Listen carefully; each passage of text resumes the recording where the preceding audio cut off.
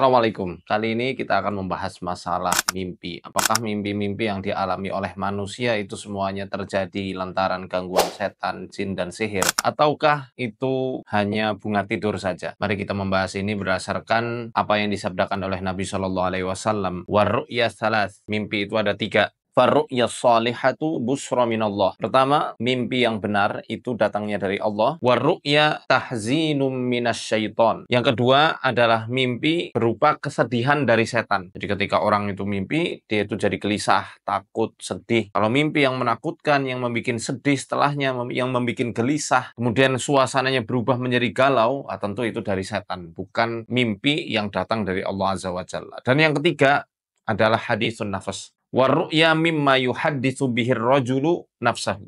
Yang ketiga adalah mimpi dari rekaman alam bawah sadar seorang manusia. Nah, dari hadis ini menjelaskan 3 poin tentang mimpi. Yang pertama dari Allah, yang kedua dari setan, dan yang ketiga ini hanyalah bunga mimpi. Jadi, nggak semua mimpi itu harus kita pusingkan, nggak semua mimpi harus kita pikirkan. Kayak misalnya mimpi gigi tanggal, giginya lepas. Tapi sebelum itu dia sakit gigi tuh. Giginya bolong terus-menerus menyiksa dia setiap waktu. Kalau makan jadi susah. Kemudian ketika mimpi kebawa tuh. Karena setiap harinya dia merasa sakit. Dia kepengen berobat, kepengen nyabut gigi tapi mungkin takut atau mungkin nggak punya duit. Akhirnya ketika mimpi dia merasa seakan-akan gigi yang bolong itu lepas. Nah ini kalau semacam ini keadaannya, bukan berarti orang tuanya atau kerabat dekatnya akan meninggal. Bagaimana yang kita ketahui dalam takwil mimpinya Ibnu Sirin yang menyampaikan bahwa kalau mimpi gigi lepas berarti ada kerabat atau saudara atau bahkan orang tua yang akan meninggal. Nah, ini mesti kita ketahui apakah si pemimpi itu mengidam-idamkan pengen lepas giginya, pengen copot giginya, atau mungkin dia pernah trauma pergi ke dokter gigi tapi gagal dalam operasinya.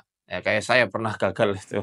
Kemudian malamnya langsung mimpi giginya itu lagi dicopoti. Itu namanya mimpi yang terjadi karena hadisun nafas atau dari alam bawah sadar manusia karena terekam suatu trauma tertentu atau keinginan tertentu. Tapi nih kalau misalnya orang itu nggak lagi ngapa-ngapain, ya dia juga nggak ada trauma apapun tentang gigi, tiba-tiba dia tanggal giginya. Kalau hal tersebut menjadikan dia itu sedih, ya itu bisa jadi dari setan. Namun kalau dia biasa-biasa saja atau setelahnya justru malah dia merasa tenang, merasa siap-siap dengan berita yang mungkin akan terjadi, itu bisa saja ar-ru'ya as-salihah minallah. Mimpi yang benar yang datangnya dari Allah Azza wa Jalla.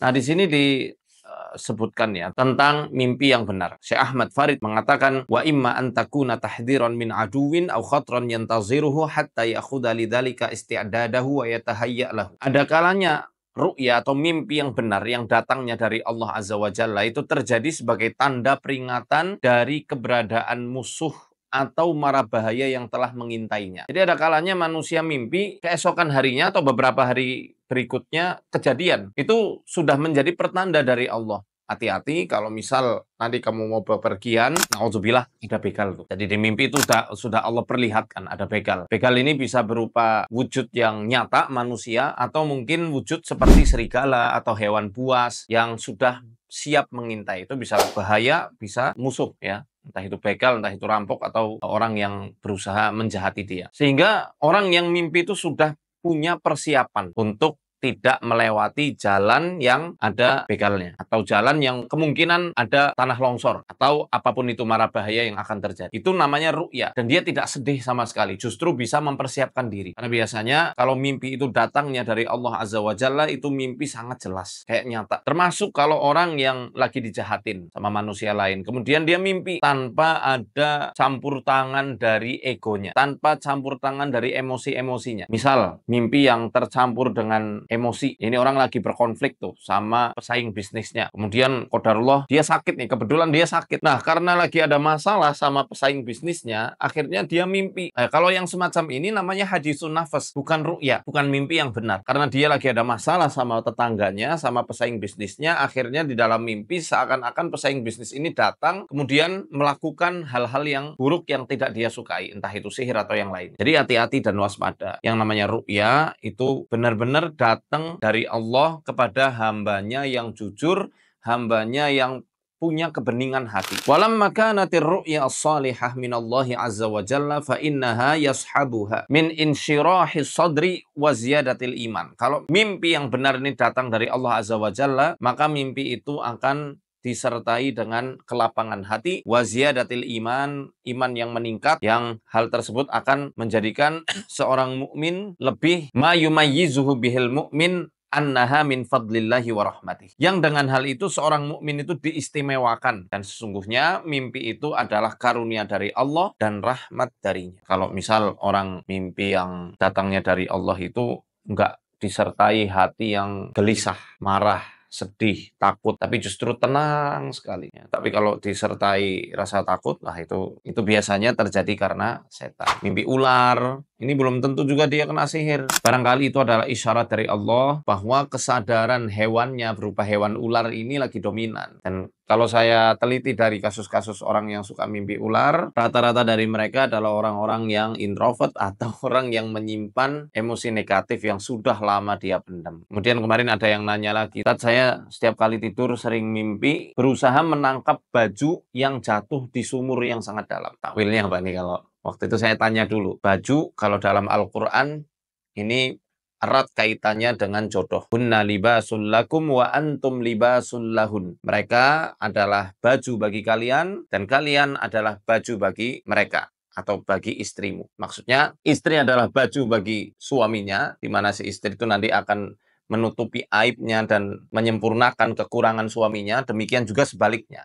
Maka takwil baju di dalam Al-Qur'annya, orang yang sering mimpi dengan baju-baju itu ya berkaitan dengan jodoh atau pasangan. Adapun sumur adalah pengkhianatan. Kita bisa tahu bahwa Nabi Yusuf alaihissalam itu dikhianati oleh saudara-saudaranya dengan dilemparkan ke sumur. Maka saya tanya ke si penanya ini, apakah Mbak pernah dikhianati? Iya pernah, Ustaz. Dan sampai sekarang masih mencari jodohnya itu. Nah, jadi yaitu kaitannya dengan alam bawah sadar dia yang masih kecewa dengan pengkhianatan itu. Lalu gimana solusinya? Ya rela, berusaha melatih keikhlasan, keridhaan, tawakal sama Allah sambil berikhtiar mencari jodoh dengan ikhtiar, dengan cara-cara yang dibolehkan secara syariat Islam. Ya, ini kaitannya dengan mimpi. Sekali lagi, tidak semua mimpi-mimpi yang sering disampaikan ustadz-ustadz peruqyah ya tentang ciri sihir, ciri ain itu pasti ketika mimpi ular, ketika mimpi air, sudah pasti kena sihir. Belum tentu. Coba diteliti dulu kondisi si pemimpinya lebih detail lagi. Wallahu a'lam bishawab. Barakallahu fikum. Assalamualaikum warahmatullahi wabarakatuh.